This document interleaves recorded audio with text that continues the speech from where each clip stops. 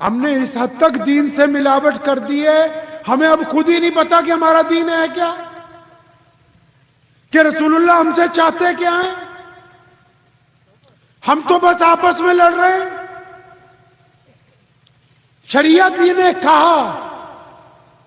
آپ نے Ertugrul drama دیکھا ہوگا، اس کے جو قاضی شرع تھے نا، انہوں نے ایک دفعہ تمام مولویوں کو بلا کے پوچھا تھا کس امام کو مانو گے؟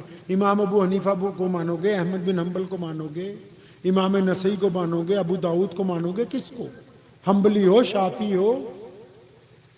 تو اس وقت کے قاضی نے کہا تھا کہ حضرت جہاں جن مسائل پر متفقہ علیہ ہو جائے گا تو ہم تو اسی دین کو اختیار کر لیں گے. جو احادیث اس بات کا اعلان کرتی ہیں کہ واقعی نبی علیہ السلام نے، ابو داؤد بھی کہہ رہے ہیں، نسائی بھی کہہ رہے ہیں، صاحب طبقات بھی کہہ رہے ہیں، امام بخاری بھی کہہ رہے ہیں. اسلام کے دو حصے ہیں. کتنے حصے ہیں بھائی؟ کتنے حصے؟ وہ ادھر دیکھ لے یار، مجھے ان کو چھوڑ دو جو باتیں کر رہے ہیں. دو حصے اسلام کے. کتنے حصے جی؟ کون سے؟ ایک اسلام کا مقصد اور ایک اسلام کے ارکان. اچھا ایک بات بتاؤ، ارکان کا مطلب ضرورتیں. ایک بات بتاؤ، یہ اگر پنڈال اوپر نہ لگا ہوتا تب بھی یہ جلسہ ہو سکتا تھا بھائی؟ اور بولو، کھانا کھلائیں گے مولانا سب کو؟ کھلائیں گے کہ کھلا چکے ہیں؟ کھانا کھلائیں گے بھائی، بولو آپ کیا بات ہے.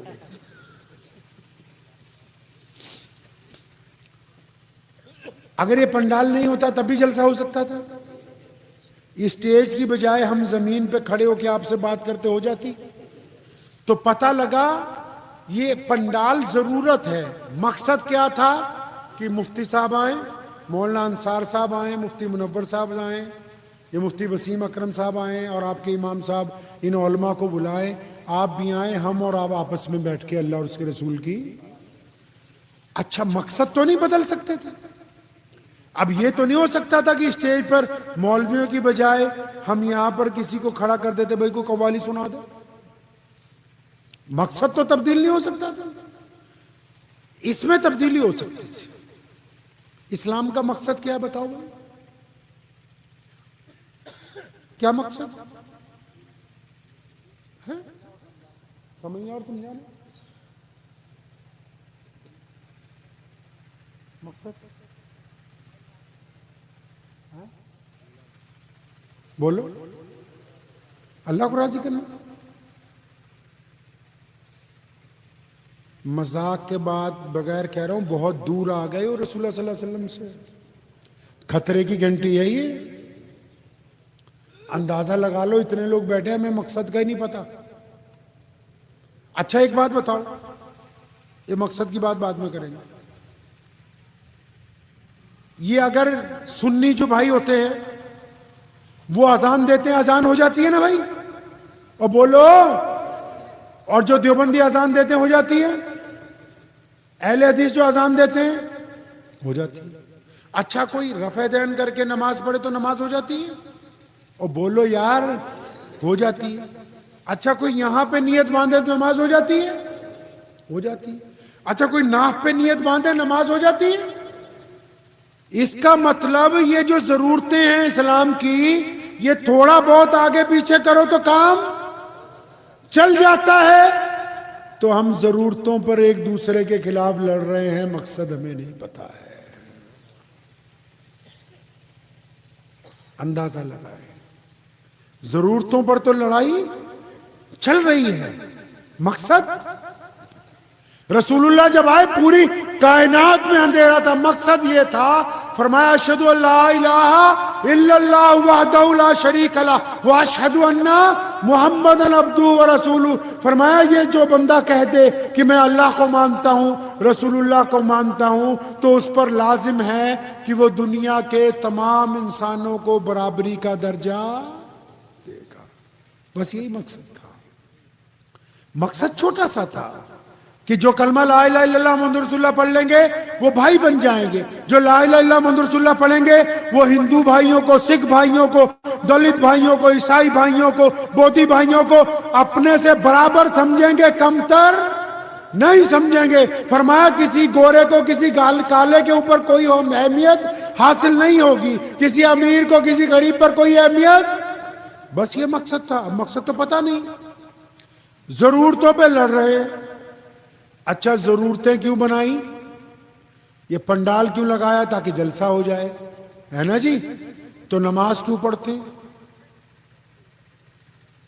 نماز کیوں پڑھتے؟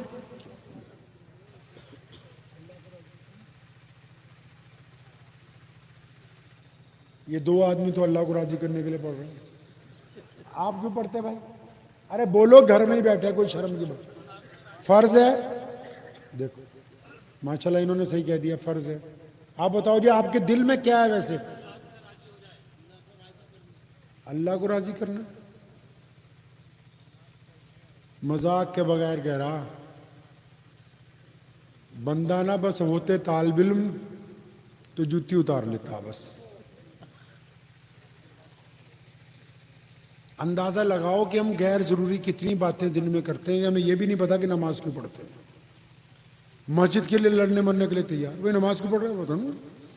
تو اللہ کو قرآن میں کہاں لکھا کہ اللہ کو راضی کرنے کے لیے پڑھنی؟ قرآن پاک نے متعدد جگہ نماز کا ذکر کیا, لیکن بغیر وجہ تسمیہ کے نہیں کیا. فرمایا نماز تم پر اس لیے فرض کر دی گئی تاکہ تم گندی باتیں کرنی چھوڑ دو, اچھی باتیں کرنے لگو. فرمایا تاکہ تم متقی بن جاؤ. اور سب سے عام آیت آپ کو سناؤں, سب سے عام آیت آپ نماز میں پڑھ لیتے ہو روز. ارایت الذی, اور بولو ارایت الذی فذلک الذی ولا یحض فویل. یہ کن مصلیوں کی بات ہو رہی جن کو اللہ تعالیٰ کہہ رہے ہیں تمہاری نمازیں برباد ہو گئیں؟ بلے شاہ نے کیا ہے نا, نماز پڑھی تے نیاز نہ کی تھی, تیریاں کس کم پڑھیاں نمازاں. فرمایا نماز تو پڑھتا ہے, غریب کے منہ میں لقمہ نہیں ڈالتا. نماز تو پڑھتا ہے, ماں باپ کا کہنا نہیں مانتا. نماز تو پڑھتا ہے, بیوی سے محبت نہیں کرتا. نماز تو پڑھتا ہے, پڑوسی کے ساتھ لڑائی جاری رکھتا ہے. نماز تو پڑھتا ہے, کسی بھٹکے ہوئے کو راستہ نہیں دکھاتا. تو پھر نماز پڑھتا ہی کیوں ہے؟ نماز تو اسی لیے پڑھوا رہے تھے تاکہ تو اچھا بندہ بن جائے. یہی نہیں پتا نماز کیوں پڑھ رہے, مسجد کیوں بنائی؟ یہ تو آسان سا سوال ہے, تو یہ بتا دے. نماز پڑھنے کے لیے. ماشاءاللہ. آپ بتاؤ جی.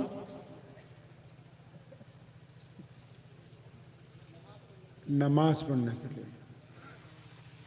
بہت برا حال ہے بھائی یہاں کا تو مولانا, بہت برا حال ہے. اچھے مفتی صاحب بیٹھے, مولانا کو بھی پوچھ لینا میرے جانے کے بعد کہ اگر گھر میں نماز پڑھے تو ہو جائے گی. آپ بتاؤ گھر میں نماز پڑھو گے تو ہو جائے گی؟ ارے بولو یار, اتنے مفتی تو تم ہو ہی. گھر میں نماز پڑھنے سے ہو جاتی بھائی, ہو جاتی. اچھا کتنی نمازیں فرض ہیں؟ کتنی؟ فجر, ظہر, مغرب. ان کے بعد ایک نماز اور بھی ہے جس کو پاورفل نماز کہتے ہیں. کون سی؟ تو تہجد میں اذان نہیں ہوتی؟ بولو تو صحیح, نہیں ہوتی. اچھا تہجد میں مسجد میں نہیں جانا پڑتا؟ ہاں نہیں جانا پڑتا. تہجد کے لیے ملا جی کی ضرورت ہے بھائی؟ نہیں.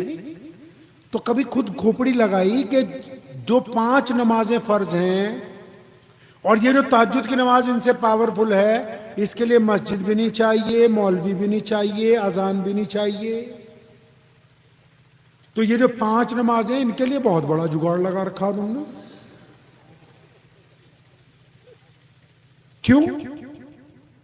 میاں صاحب آپ کو اس لیے نہیں پتا کیونکہ آپ نے رسول اللہ صلی اللہ علیہ وسلم سے پوچھا ہی نہیں کہ یا رسول اللہ مسجد میں بنانی کیوں ہے. آپ کے پاس فرصت ہی نہیں ہے. آپ پوچھتے نا اللہ کے نبی سے تو امام بخاری نے, امام نسائی نے, ابو داؤد نے اور ان سب اماموں کے ان نائبین نے یہ جو اسٹیج پر بیٹھے ہیں، یہ آپ کو پھر بتاتے کہ رسول اللہ نے کہا ہے کہ مسجد بناؤ تاکہ جماعت سے نماز پڑھنی ہے۔ نماز تو گھر پہ بھی ہو جاتی ہے۔ پھر اگر آپ پوچھتے یا رسول اللہ جماعت سے کیسے نماز پڑھنی، تو اللہ کے نبی نے فرمایا کہ مسلمانوں کندھے سے کندھا جوڑ کے نماز پڑھنی ہے۔ پھر اگر پوچھتے یا رسول اللہ کندھے سے کندھا جوڑنے سے کیا ہوگا، تو کریم رسول نے فرمایا کہ جب تم کندھے سے کندھا جوڑو گے تو تمہارے دل آپس میں مل جائیں گے۔ مسجد صرف نماز پڑھنے کے لیے نہیں بنائی، ایک خوبصورت سماج بنانے کے لیے بنائی ہے، سماجی ویوستھا کو اچھا کرنے کے لیے بنائی ہے۔ جس کے دروازے پر کوئی غیر مسلم بھی آئے اور وہ کہے کہ میری یہ ضرورت ہے، اس کو پورا کر دیا جائے۔ مسجد کے امام اور متولی کو یہی نہ پتا ہو کہ محلے میں کتنی بیوائیں ہیں اور یہ بریانی قورمہ کھاتے ہو، تو کہا کس نے کہ یہ مسجد کے حکم میں آ گئی ہے۔ نمازیوں کو یہی پتہ نہ ہو کہ عبد الرحمن فجر میں نہیں آیا، ظہر میں نہیں آیا، عصر میں نہیں آیا، مغرب میں نہیں آیا، تو پھر یہ عشاء میں اکٹھے ہو کے اگر اس کا ساتھ دینے کے لیے نہ جائے، مزاج پرسی کرنے کے لیے نہ جائے، تو کس نے کہا کہ یہ جماعت ہو گئی ہے؟ اسلام میں کوئی چیز بنا مقصد کے نہیں ہے۔ تو اس بات کو پلے باندھ لیجئے کہ ہم نے اپنے پیارے نبی علیہ السلام کو پڑھنا ہے، پڑھیں گے انشاءاللہ۔ رسول اللہ کو سننا ہے، رسول اللہ کو جاننا ہے، یقین مانے کہ رسول اللہ کے علاوہ کوئی ذات ایسی نہیں ہے جس کی وجہ سے ہم باقی ہیں۔ رسول اللہ کی ذات کی وجہ سے اسلام زندہ ہے، رسول اللہ کی اطاعت کی وجہ سے ہماری بخشش ہوگی۔